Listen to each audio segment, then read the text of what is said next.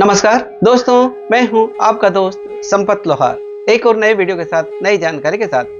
मित्रों, आज हम जानेंगे पंचरात्रि व्रत के बारे में। पंचरात्रि का व्रत क्या है, यह कब आता है और इसको करने से क्या फल मिलता है, ये सारी जानकारी जो हमारी आस्था पर, हमारी मान्यता पर आधारित है, हम आपके बीच में साझा करने का प्रयास कर रहे हैं। मित्रों, हम जानते हैं कि वर्ष में 12 महीने होते हैं, लेकिन हमारे हिंदू पंचांग के अनुसार हर तीसरे वर्ष यानी करीब 32-33 महीने के बाद में एक अधिक मास आता है।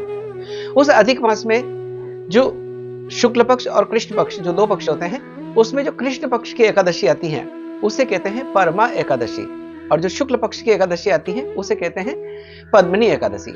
यानी जो कृष्ण पक्ष की एकादशी आती है यानी परमा एकादशी से लेकर अमावस्या तक जो 5 दिन तक जो व्रत रखे जाते हैं, 5 रात्रि आती है, यानी एकादशी की रात्रि, द्वादशी की रात्रि, त्रयोदशी की रात्रि, चतुर्दशी की रात्रि और अमावस्या की रात्रि, यानी जो 5 रात्रि आती हैं, इन 5 रात्रि को जो विधि पूर्वक व्रत करते हैं उस व्रत को कहते हैं पंचरात्रि व्रत। यानी पंचरात्रि व्रत का प्रारंभ होता है परमा एकादशी के दिन, यानी कृष्ण पक्ष की जो अधिक मास में कृष्ण पक्ष की एकादशी आती है उस दिन प्रारंभ करके व्रत को अमावस्या तिथि तक किया जाता है। इन 5 रात्रि को जो व्रत किया जाता है उसे कहते हैं पंचरात्रि व्रत।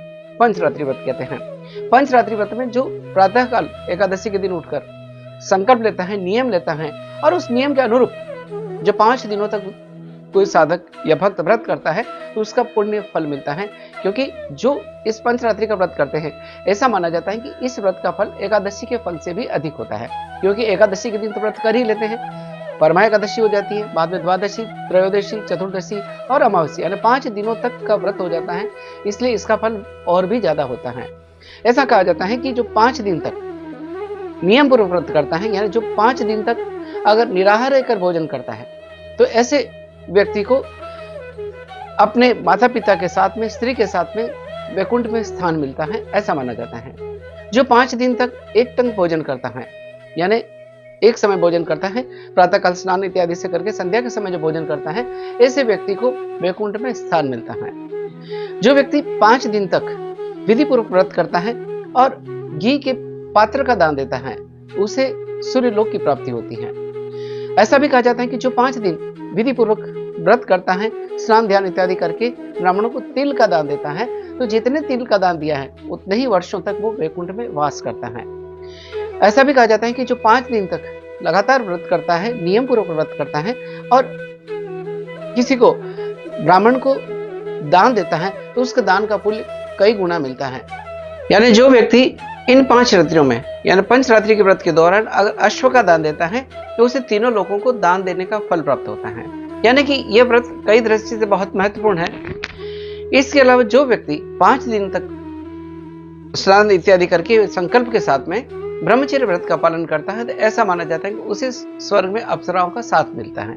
यानी बहुत ही पुण्यदायी व्रत है। इस व्रत का महत्व बहुत अधिक है।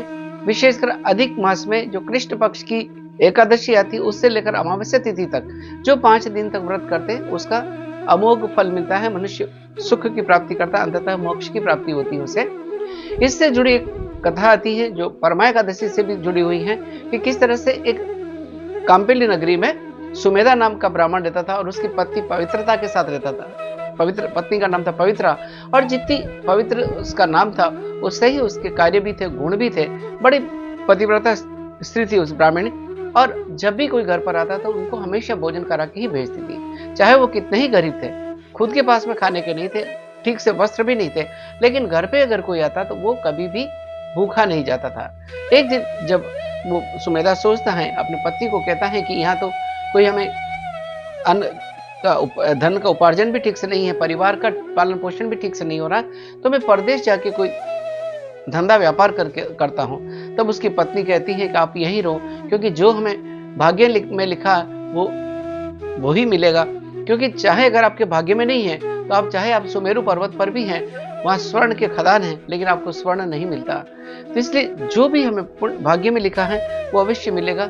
हमें यहीं रहकर अपना पुरुषार्थ और काम करना चाहिए। तो इस तरह से सुमेधा अपनी पत्नी के साथ रहता है, वहीं पवित्रा के साथ में उसी नगरी में रहता है। लेकिन संयोग से एक बार उसी नगरी में कौंडिन्य ऋषि आते हैं और उनको जब ब्राह्मणी उनको पूछती कि किस तरह से मेरी दरिद्रता दूर होगी, किस तरह से हमारे कष्ट दूर होंगे, किस तरह से मोक्ष मिलेगा, तब कौंडिन्य ऋषि उन्हें परमा एकादशी का व्रत बताते हैं और उसके सारे विधान उसको बताते हैं और ये भी बताते हैं कि परमा एकादशी के साथ में अगर पंचरात्रि का व्रत किया जाए तो उसका फल उससे भी कई गुना मिलता है।